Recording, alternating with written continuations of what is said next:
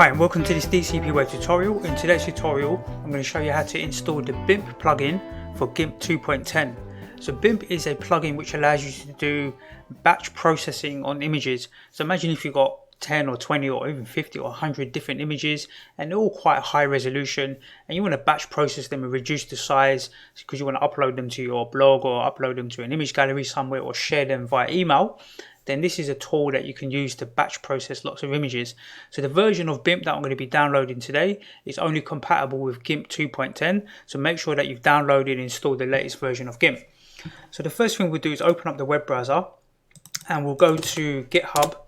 And I'm going to put a link to this page in the YouTube description, and we're going to download BIMP 2.0, which is compatible with GIMP 2.10 but no longer works with 2.8. So make sure you upgrade to version 2.10. We'll scroll down to the bottom and we're going to click on this GIMP plugin BIMP Windows 32 exe. So let's click on that and we'll download that zip file, and we'll simply drag that to the desktop and close down the web browser. And what we'll do next is open up this folder, and inside this folder we'll just copy this executable into here, and then we'll launch it and we'll just follow the on-screen instructions. So we'll click next, agree, and then click next and then finish. And when you want to use the plugin, you need to go to File, Batch Image Manipulation here. So let's close this and test it. Let's open up GIMP software and we'll open up this folder as well. So we've got GIMP open here, and inside this folder on my desktop I've got these test images. So I'll put links to all these images I've downloaded off Unsplash. I'll put them in the YouTube description if you want to download the same images, or you can use any images you like. And if we look at these images, let's just quickly look at them. If we look at their file sizes, they're 9 meg, 8 megabytes, 3. They're quite large file sizes, right? In terms of images, they're pretty large. So what we'll do is let's go back to thumbnails for a minute. We'll create a new folder in here and we'll call this folder resized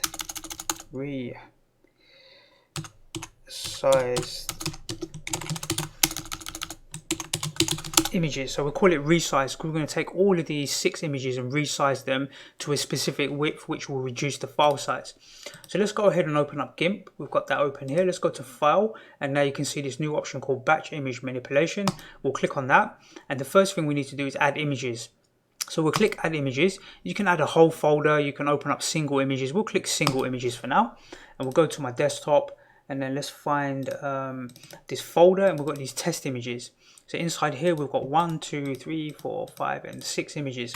So hold down the shift key, click on the first one, hold down the shift key and click on the last one. That will select all 6 images, and we'll click add here. Now we've got all 6 images added.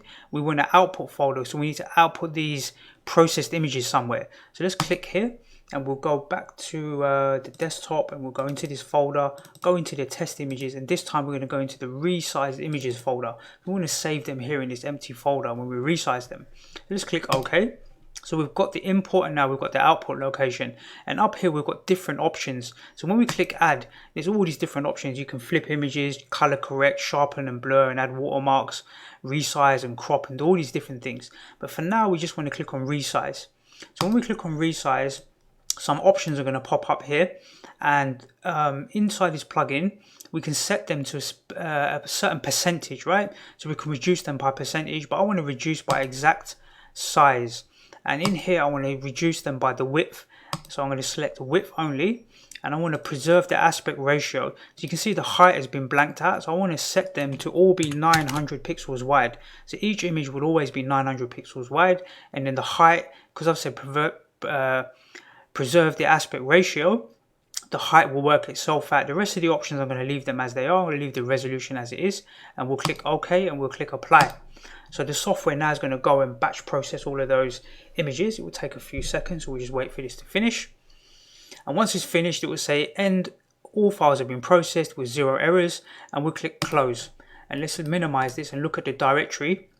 So if I open up this directory in a new window here, so these are all the processed images, and let's set them to list view, and these are going to be all the original images, and we'll set those to list view as well. So now we can see them side by side. let's put them into alphabetical order. So this one here was 5 megabytes, now it's 102 kilobytes, and you know, this was like 9 meg, and now it's only 1.91 kilobytes, 191 kilobytes. So if I open up that image and put it on this side, and open up this image and put it on this side, and if you look at the difference between them, you're not really going to see much difference. The only time you're really going to see much difference is if you start zooming into like this text here, for example, and we zoom into this one. You can see this one's much clearer.